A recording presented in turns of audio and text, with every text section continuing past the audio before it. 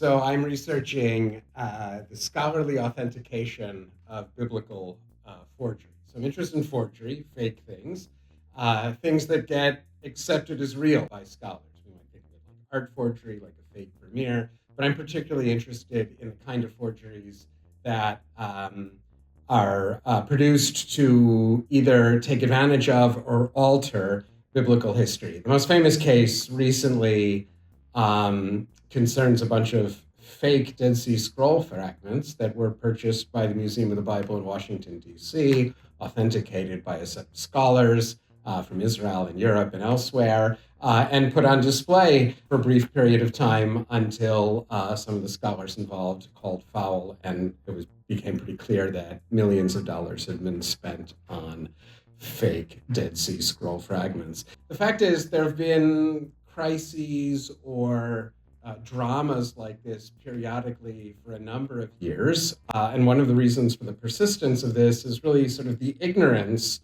of biblical scholars in particular, but not only, concerning the nature and history of forgery.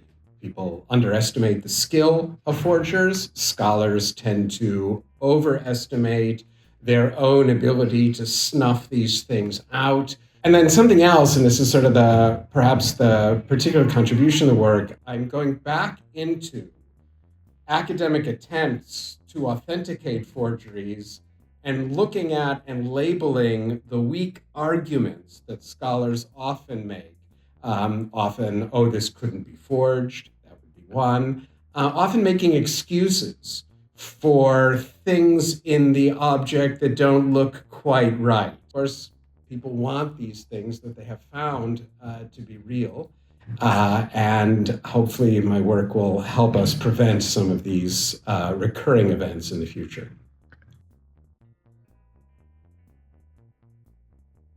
It doesn't look anything all that dramatic. It looks like me in front of a computer, right? Sometimes with a bunch of books open as well. I'm dealing essentially with published materials. Almost everything I need to find is widely available online. Then there are other aspects to it. While most of my work is looking in the kinds of arguments the scholars have made about bad forgeries and things we've already identified, I am also working on the side. It's on the main part of the project, trying to, wonder whether things that are fake, that scholars still think, or many scholars think, are real.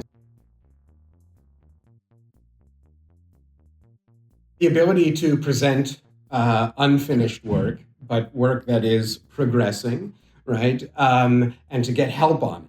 Right, that's from the personal point of view the great benefit, and then to participate in the same with a group of scholars that are also on sabbatical. There's something wonderful about taking this break, being able to focus on a long-term project.